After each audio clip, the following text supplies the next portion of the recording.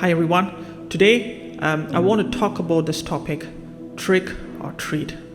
You may think, what is this about? Is this about Halloween? No, certainly not. I know a lot of people celebrate Halloween during this time of the year. I'm not going to talk about it, but I'm going to talk about a different trick or treat. The Bible says, be sober, be vigilant, watch your adversary. The devil walks like a roaring lion, about seeking whom he may devour. We all have an adversary, an enemy, who wants us to not follow Christ, who wants us to keep us away from our calling, who wants us to keep us away from the purpose that we are born with.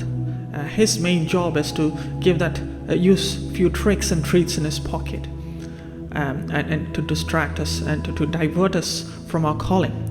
A lot of people give credit to the devil when they go through different problems by saying like, hey, I'm in a spiritual attack, please pray for me. I'm not saying spiritual attack is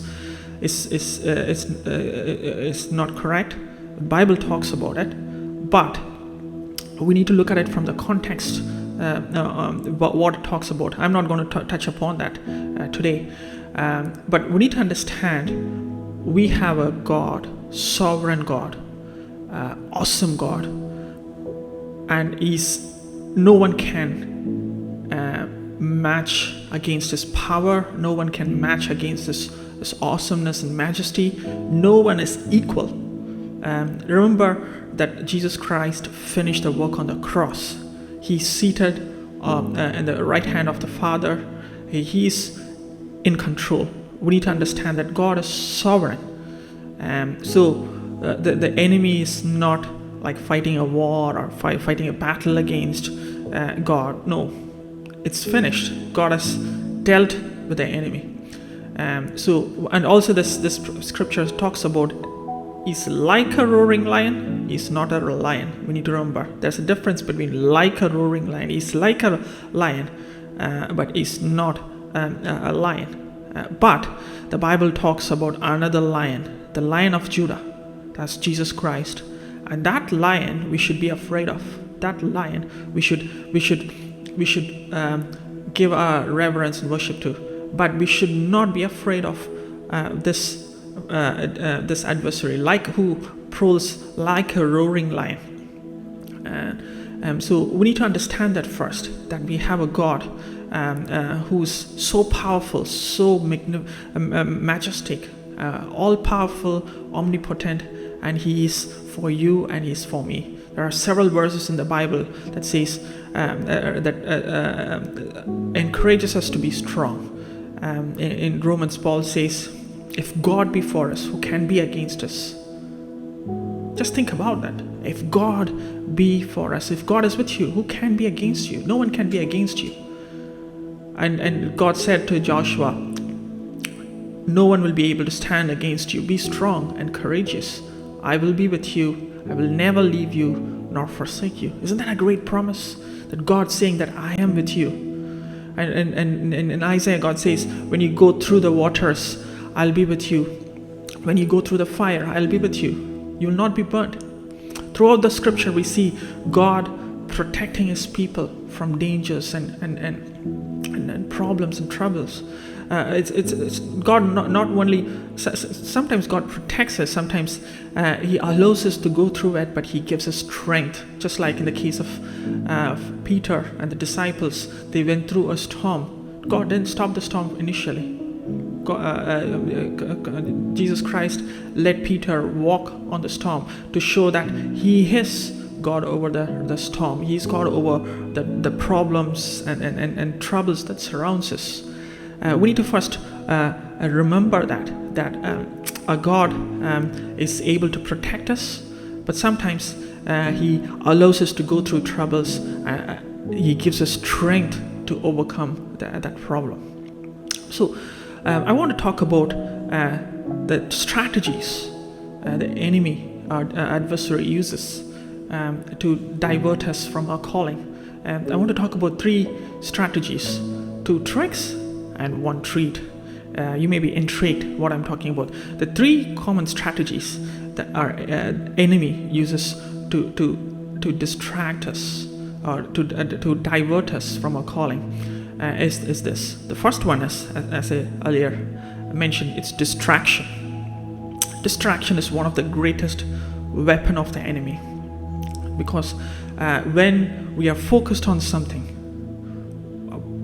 it may be the work that God has given you, or a ministry God has given you, or some purpose in your life. When you're focused on it, you will always get a distraction, very healthy distraction. King Saul in the Bible is a very good example. King Saul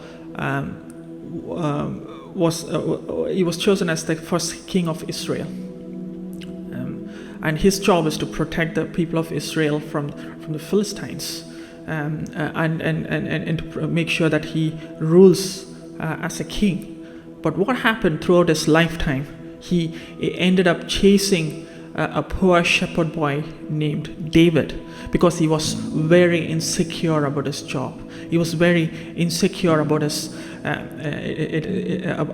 his profession, because he thought that David is going to take his throne and he's going to take his job. Throughout his career, throughout the term that he served as a king, he wasted his time chasing David. He was so focused on David, and he forgot his calling as a king. He was so distracted. On one instance, he was chasing David. David was the other side of the mountain. He was on the other this side of the mountain, and he went so close to David. And then they were exchanging few words between two mountains. And David asked this question to King Saul: against whom the king of Israel has come, who are you pursuing? A dead dog or a flea? That's a very powerful question. I read this verse during my early years, when I was a teen, when I was in uni, I believe, or college. At the time, I was totally distracted in my life with various things, and this verse struck me very hard. Who are you pursuing? A dead dog or a flea? That's a question we all have to ask sometimes. Who are you pursuing? Because sometimes we get distracted from the mission God has given us, and we start pursuing something else. We start pursuing our job or something else, money or fame, or we start pursuing, we start loving incorrect objects and we put our focus and passion on something else. Sometimes we forget the beautiful families God has given us, and then we get distracted and do something else. We forget the blessing that God has given us in our life, and we chase something petty, very small, vain things all our life. People love their job too much than their marriage and kids. They spend too much time working. They get distracted from their families, pursuing success in their jobs. And because of that, the families get broken. The kids they go in the wrong way in their life. It's all because of the distraction. And we need to ask this question: who are you pursuing? Are you pursuing a dead dog, a flea, a very petty thing in life, instead of the passion, mission God has given you? The second trick of the enemy that we need to be aware of is discouragement.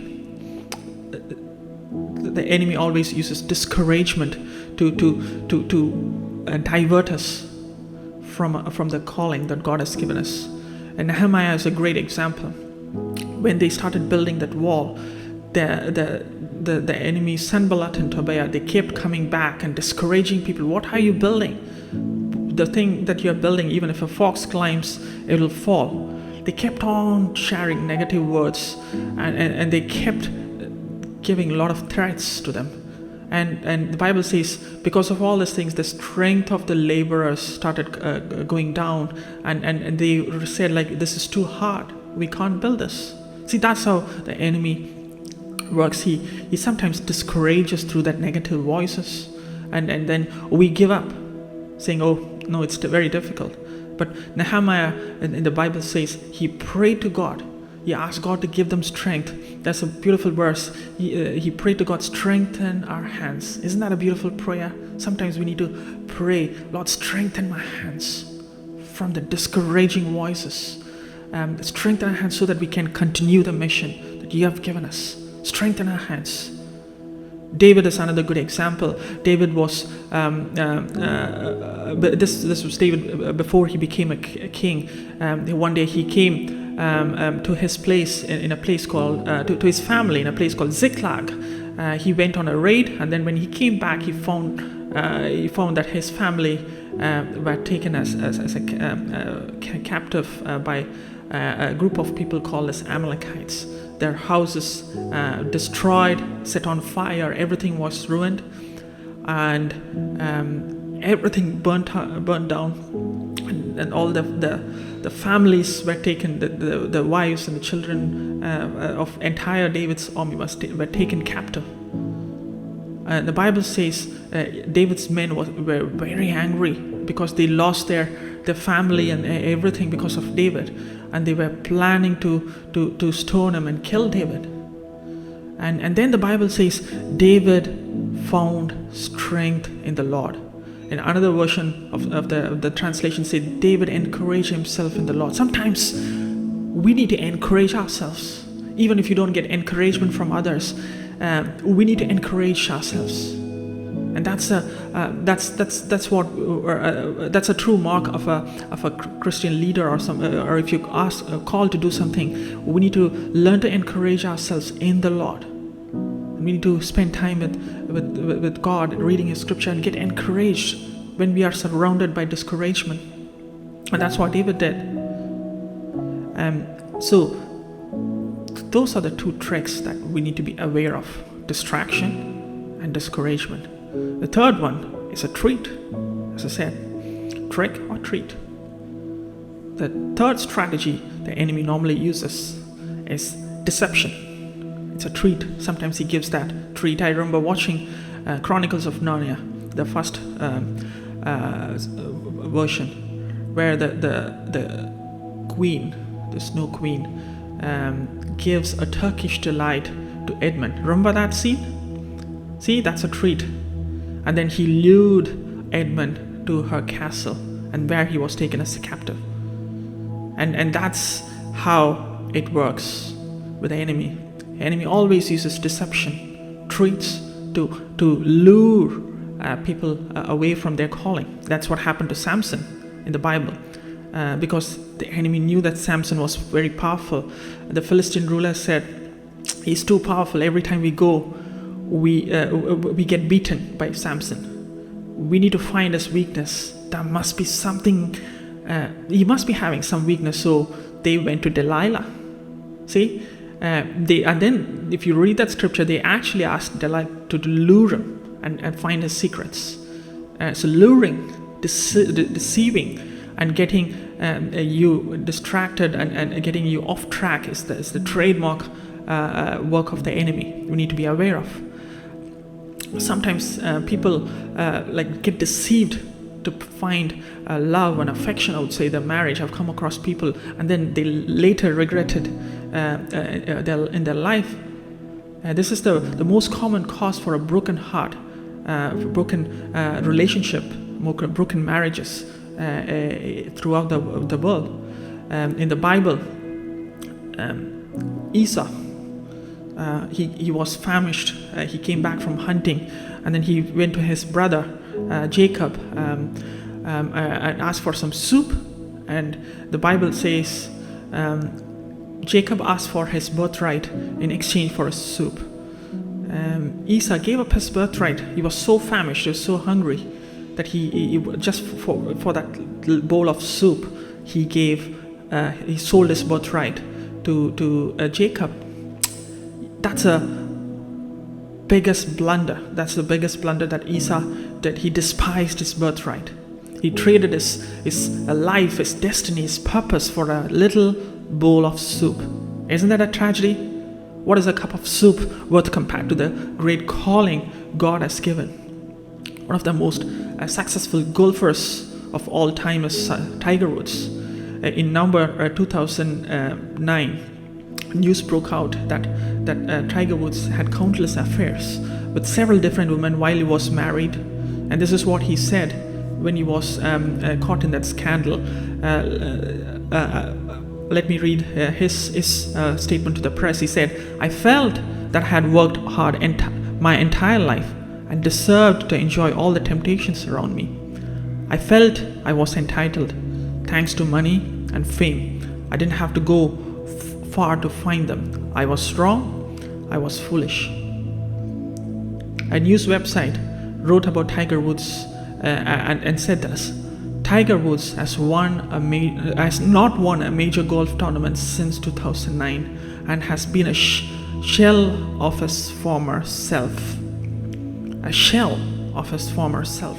What a tragedy. Are you a shell of your former self? Have you been deceived? Do not get deceived by the enemy. Bishop T.D. Jakes, a pastor in the States, once said, "Don't make permanent decisions over a temporary circumstance." Don't make permanent decision over a temporary circumstance. Meaning, don't give up your calling or your marriage, your family over some small petty pleasures, or don't take any wrong decisions and then later regret in life. Just like Esau gave up his birthright for a cup of soup, he made a permanent decision over temporary circumstances. We give up so easily sometimes. We don't understand the consequences. Young people this day and age need to hear this. Don't sell yourself short. Don't sell yourself short. Don't trade your life because of the peer pressure. Don't give up your calling, your purity, your honesty, your integrity, because all your friends are doing this. No, don't make permanent decision over temporary circumstances. A pastor once said, "Sin thrills you, but in the end it kills you. Sin fascinates you, but in the end it will assassinate you." So, as I close this, let's remember, let's not fall to the trick or treat of the enemy. The Bible says, "Let us throw off everything that hinders us and the sin that so easily entangles, and let us run with perseverance the race marked out for us, fixing our eyes on Jesus, the pioneer and perfecter of faith." Isn't that a beautiful verse? We need to learn to throw off everything that hinders and that so easily entangles in our life.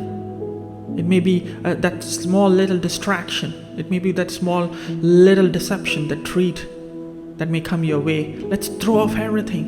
Let's keep our eyes fixed on Jesus.